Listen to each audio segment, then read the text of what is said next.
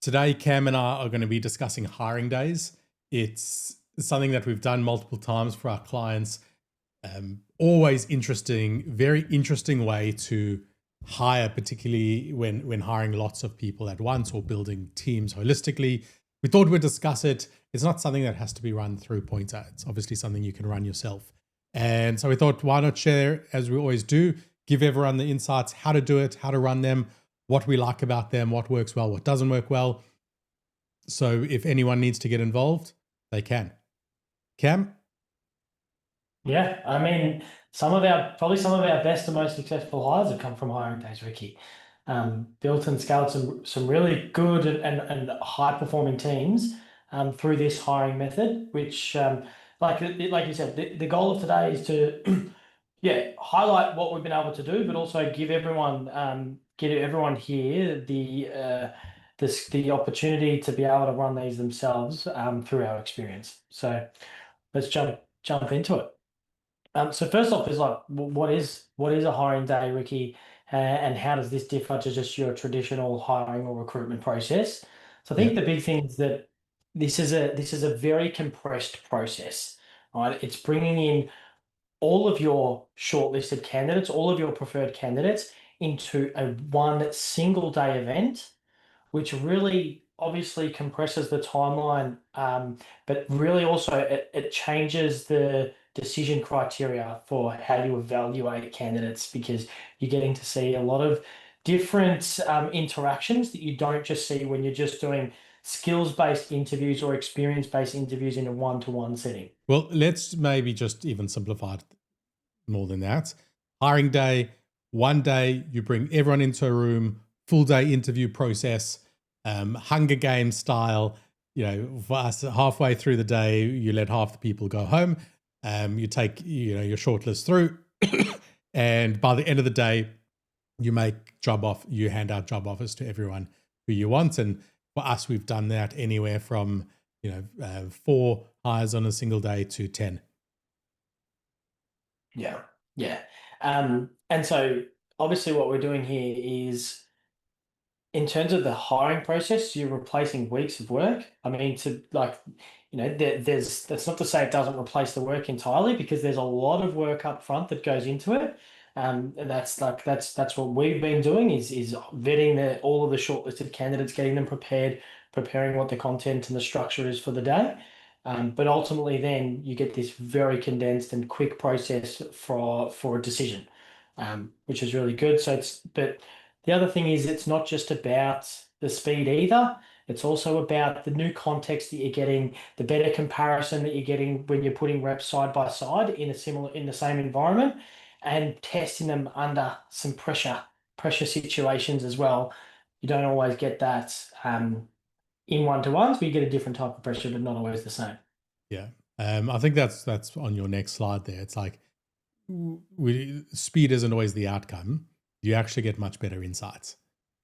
Yeah. And let's just stay on speed for a moment. Let's just talk about it because in some ways it's very efficient, but in other ways, I mean, I've seen the back end of trying to put one of these days on, and it is a huge graft. It's like, what are some of the challenges with, let's just say the last one we did, I think 24 people in a room, with trying to get 24 great candidates into a room for a full day event?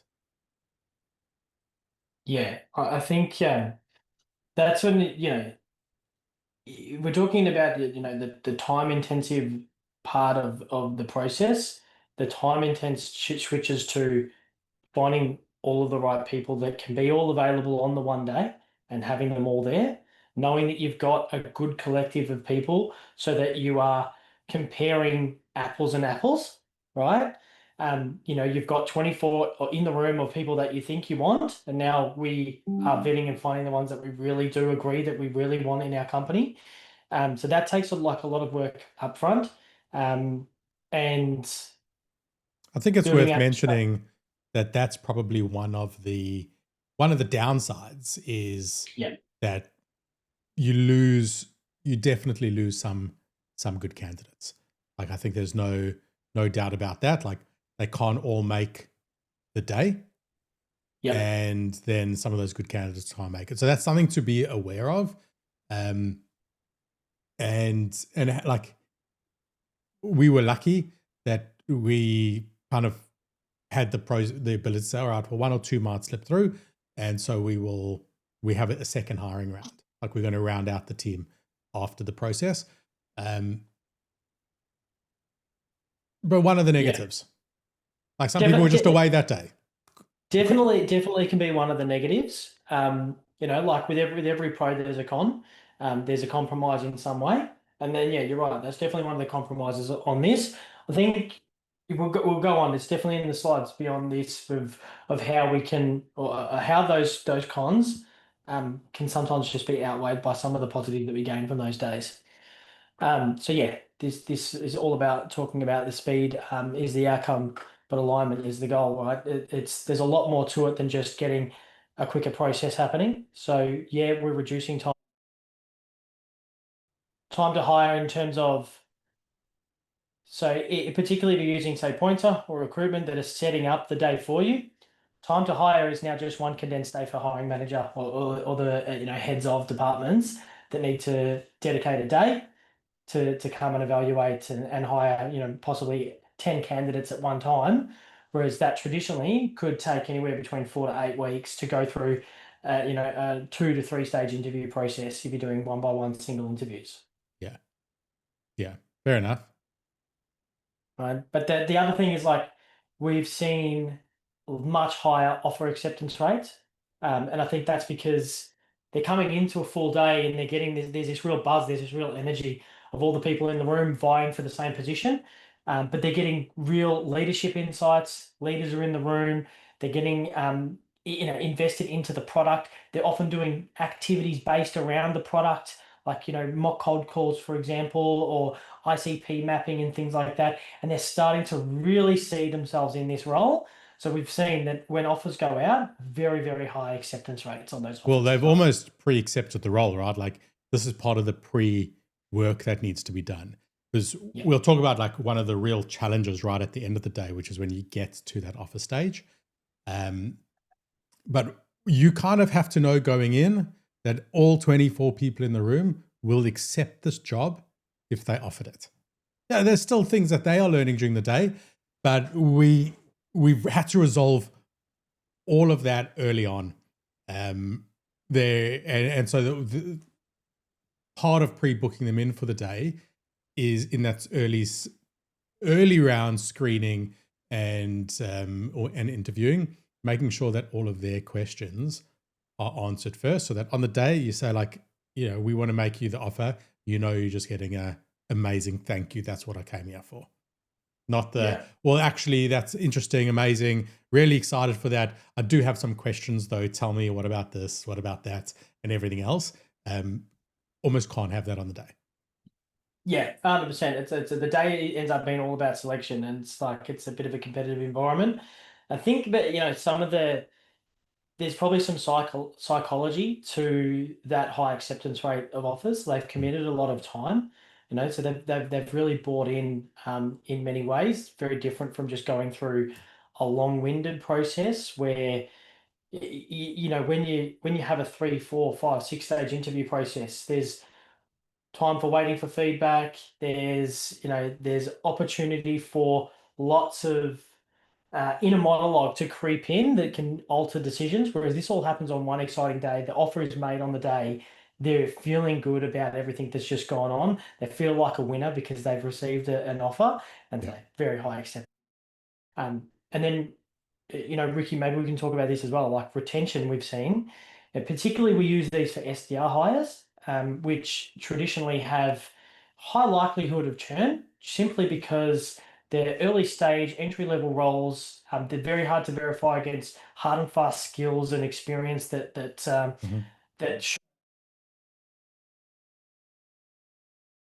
in SDR teams. But often when we're using a hiring day, like I think we've got 100% no churn so far with every company that we've done this with. Yeah. Trying to think across all of them, I can't think of one person who left like month 8, month 9. I think there was circumstances around that. Yes. All right. Well, again, let's get into some of the practical things here, right? So things that you've mentioned there, having to pre-screen people, they're going to take a job. You're going to have higher retention. You're going to have higher acceptance rates. There's a lot of pros here. But we also have to make a decision on the day. So you need the right people in the room. Yeah. Right. And you need the right assessments to be testing them in the right way. So, maybe let's talk about first just when it works. Yep. We can then dig into maybe where it breaks down, what can go wrong. Like, let's just keep going, and right at the end, maybe we'll get onto like what are some of the actual exercises that we do for them. 100%. 100%. I think one of the ways this works very well is when doing multiple hires at once. Obviously, because simply multiple hires means more and more interviews, right? We're reducing that by condensing that into one day. So that one's obvious, right? That's really good where you get the impact and that speed. Junior to mid-level roles, definitely weighing more to the junior side, Ricky, I'd say, because this is what we're utilizing on these days is the ability to test candidates not on their experience or specific skills. We're more looking for what attributes and characteristics, what personality traits come out on the day, and how are they going to translate to success in the job versus what was their quota attainment in the last, in their last 10 years of sales, right? They're very different conversations. Yeah. And just they're very useful as well. Where you've got a team that needs collaboration. So you've got a lot of reps or a bunch of reps all doing the same thing, and you want to be able to see how they're going to work together. If you just got them siloed into one-on-one interviews, you don't get to see that. Yeah. Yeah. What about where it breaks down, Ricky? Sometimes, these hiring days aren't going to be the best option. Talk to us about when that might break down. For me, I guess it's if you haven't prepared for these correctly. Yep. If you're only bringing 10 people into the room and they're not the best 10, then that's really problematic, right? Without a doubt. Like that's going to be a big problem. You're starting off on the wrong foot. You've got to know exactly what you're looking for so that you can compare apples with apples, because that's part of what we're doing here. You're not like often in an interview process, you're thinking, oh, well, if it's this person, maybe we'll shape the role around them this way. And if it's this person, we'll shape the role around them that way. You really have to have done your legwork in what the role looks like, how they're going to work, and what you need. If they are those, if it's going to be a very strategic role where you need to get in, maybe we need to see the attributes that we need to test and validate can't be tested or measured on the day.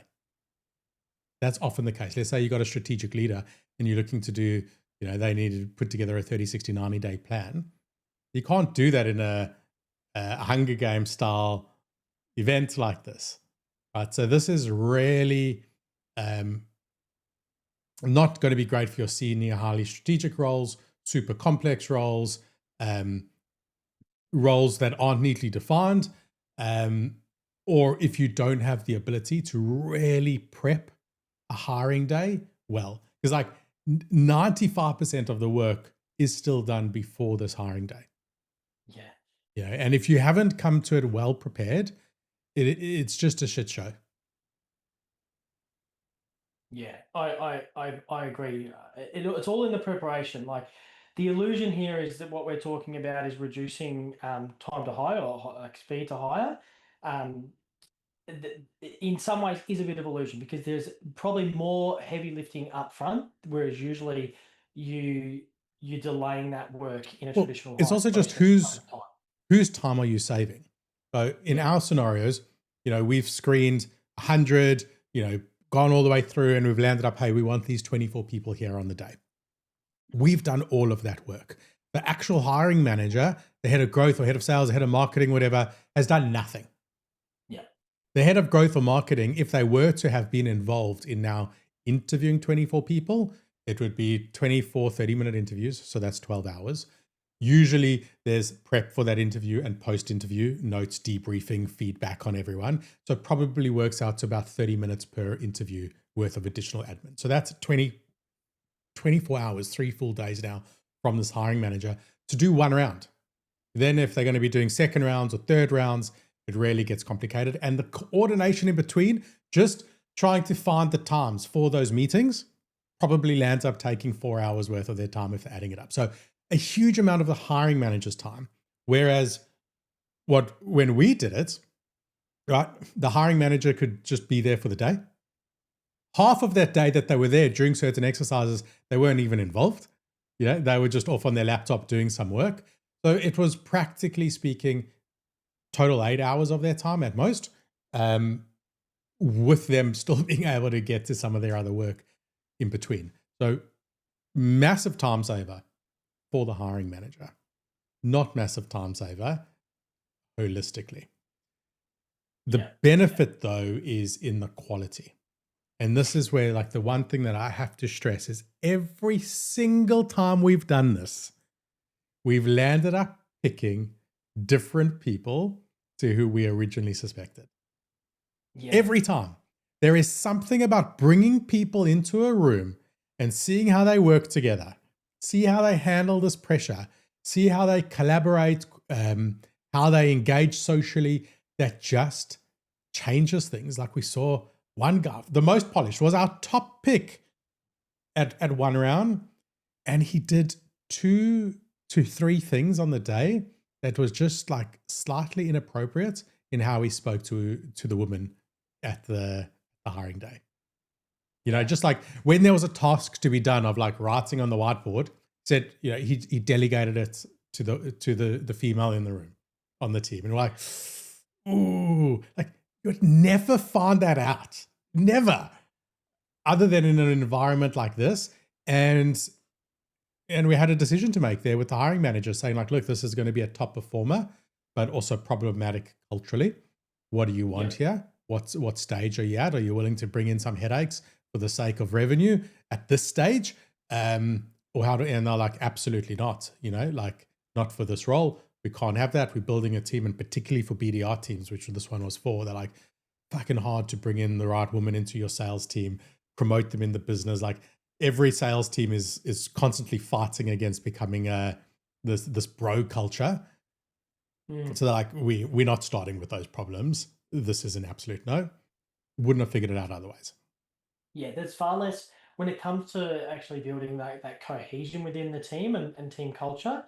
You're getting an understanding of personality when you're doing one-to-ones, but you're not seeing how those people interact with others. No. And that's just a perfect example. And, like the last company we did this for, I speak to the manager once a week. And not only are the team just performing super, super well, like they're outperforming, he said everyone is like this team, like they're just a team of weapons. They're all on the same vision. They're all working collaboratively. They love working together. The office is buzzing. Well, they came through a shared experience as well.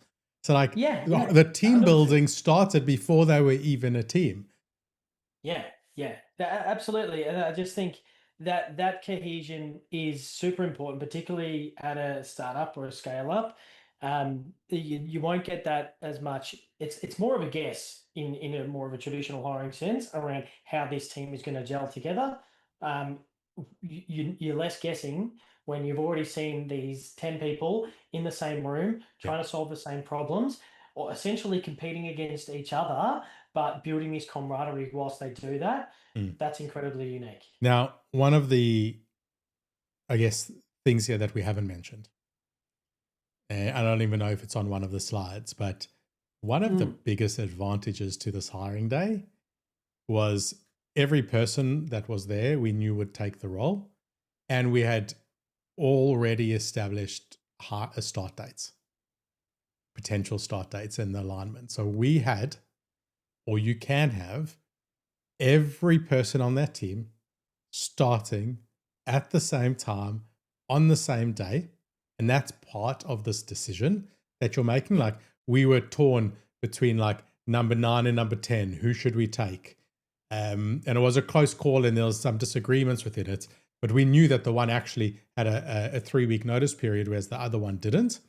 And we wanted the whole team starting the next week. Like this was, fast-paced startup. We needed to get going. We went, from briefing this to 10 people in the seats. I think it was total of like 2 weeks, but we knew the one person couldn't make it. And we're like, is this person good enough that we will redo the whole onboarding process?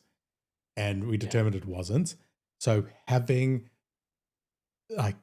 taking the pressure off by onboarding everyone at the same time, talk about saving time from the hiring manager. That was the biggest one. They could come to one hour session about the company as opposed to doing that 10 times for every new hire, or just decreasing the quality of the onboarding for the 9th hire because they're so bloody over it by that stage. I think that's probably the biggest time saving in all of this. Yeah, yeah. I mean, that's probably the biggest headache when you're doing multiple hirings is trying to align start dates to ease of onboarding. So yeah, really good point on that, Ricky. I think I've skipped a couple of I skipped a slide there just on the ugly and what can go wrong. But I think we sort of covered that a lot there. It goes wrong when it's not planned and prepped properly, or when you're not aligned on what the actual job brief is and how we're vetting and analyzing candidates. And let's talk about some of the logistics on the day. Yeah, so Like, I think we because should. this is the hardest part to manage by far. Like, you've got a lot to achieve.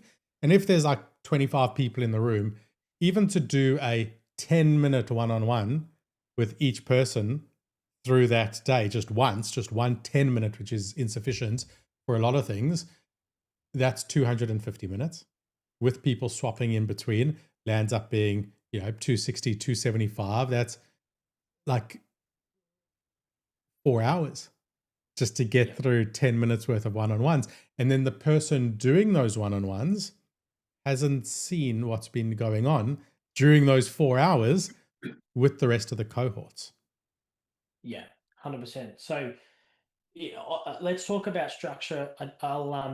I've got a basically a one pager that we'll be able to put out after this event that'll go through how you can structure an example of how you would structure this. But to your point, Ricky, the biggest thing that you're going to do, particularly around the beginning of the day, is start these days with group based exercises so that you can really start to cull that low hanging fruit. So we always have a period at lunch where we break, and that's where we make decisions over who we're not going to we're not going to keep on for the rest of the day, because we're not here to waste everybody's time as well. They have committed a lot of time. If we can see very early on in the day that, look, this person could be a great fit for another role, but they're just not going to be the right person that we want, we let them go at lunch. And that is off the back of how they've interacted within a bunch of role specific group based exercises, because then that allows a bit more, like you've culled some numbers there. So when you're talking to doing your 10 to 15-minute one-to-ones throughout the second half of the day, you've usually got a cohort that's half the size of what you had when you started. And we know what we're looking for, which makes it easy. Like if we've done these few group exercises and there's been people there that haven't engaged, haven't made themselves stand out, haven't tried to take lead or been meaningful contributors, even if they're following, like whatever it might be that we are assessing, it often surprises us. There's some people that are just like, they've just sat in every group exercise that they've done quietly in the background for 4 hours and haven't tried to do anything meaningful. Like, now, for some roles, that might not be a problem. How you assess them has to be well structured, and every exercise that we do has a whole lot of strategy and undertones, and what we are assessing them on is always quite different to the objective of the exercise. They running through the exercise, but we currently looking at like who's taking lead, who's following, who's being too pushy. Like we're looking at certain attributes. Yeah. Where they think like what we're looking at is the outcome of that exercise, which might be like put together this kind of a thing. So I think we're testing their like academic knowledge or like their skills as a salesperson, but we're just looking at attributes in that one. And then there's ones where we're asking for attributes, but really we're trying to like look for, there's, I wouldn't call it smoke and mirrors, but I think to get part of that true assessment, we always have to be quite clever with how this is structured. Yeah. And we have had scenarios where like you just sometimes still can't split people between like who's great or who's not. Normally it's not like, you know, if you're hiring 10, there's 4 that you're like 100% straight away. And there's 4 who literally after the first hour, you're like 100% no straight away. Yeah. It's when you start getting to that last 20% that the real challenges come in. And I think this is where we also have to recognize, I think this is so important as a premise to a hiring day. We've built out this massive skills framework, attributes, skills, frameworks, knowledge, everything reps need to succeed. And we know how much of this we are going to validate. Well, firstly, we know which of these skills need to be hired with. So that's part of what we're having to assess. We're then looking at which of these skills are we going to try validate on the day, or which of these attributes are we looking to validate on the day. But we're also very clear on which of these attributes are we not going to be able to validate, which means we know unequivocally that this is something we are going to have to look at post-hire. That's just how it is. This is a post-hire thing. We will know, you know, after they started. Yeah. Yeah. I think that's a good shout, coming down to what are you looking for? What are you looking to learn and know from the hiring day versus what's the capabilities post hire that we're comfortable with? Which is, we have the skills assessment and the academy for that. And yeah, that definitely helps. I think one of the other challenges, Ricky, is getting down to the final 10 or however many you're selecting on the day. And there is that challenge of you needing to have one-to-one time with those candidates to do Yeah. some a bit more traditional style of interview on the day. And there's that challenge of creating time and space for that to happen while still keeping the rest of the group engaged. Right? That's always a bit of a challenge for these days, because these days are full of energy, they're full of action, and things can sort of slow down at that stage. And I know people are going in and out of the room, going into interviews. People are sort of looking around, wondering what's happening. There's a bit of distraction there. So that's worth noting that the second half of the day, the activities, you need to have other practitioners, other people in the room that can help lead that with you, Yeah. and sort of control the environment and the energy in that room, because there's those one-to-ones we need to do. But one of the things I find awesome about those one-to-ones, like we did this on the last one, Ricky, is when you're getting down to the ones that you're thinking we're going to hire. Mm-hmm. Like you said, the top 4, we're definitely 100%. We love these people, right? Having a one-to-one chat with them, saying, who else in this room do you think should be on the team, and why? Or who do you think shouldn't make it? And like, again, like that happened recently, and we were shocked. Now, you know, we obviously word the question slightly differently to how you've brought it up here. But the point is, there's this team, and we're forming a team here. This team has a sense of like who they want to work with now, who they gel with, who they've had a connection with. You get to see this, like probably the biggest part of this interview stage is just at lunch. You know, we take them all for lunch. How do they order? Who coordinates the order? Who's polite and well-mannered? Who says thank you? You know, like how are they treating people? Who sits together? Who's left alone? Who notices that one person is sitting by themselves and goes and invites them in? Like lunch for me is always like, I'm switched on. Like that's the piece for me. I'm like, I'm gonna look for the clues here, like look for the signs. But they all came back. It was like 4 of 7 came back to us when we said like, is there one person that you think doesn't fit in with the culture? of the team that you think we are trying to build. Yeah, I can't remember exactly how we worded it. And four Yeah. people all mentioned one that Yeah. was like on our list to hire. We're like, what have they all seen that we've missed? And Yeah. we had to dig in. That super interesting.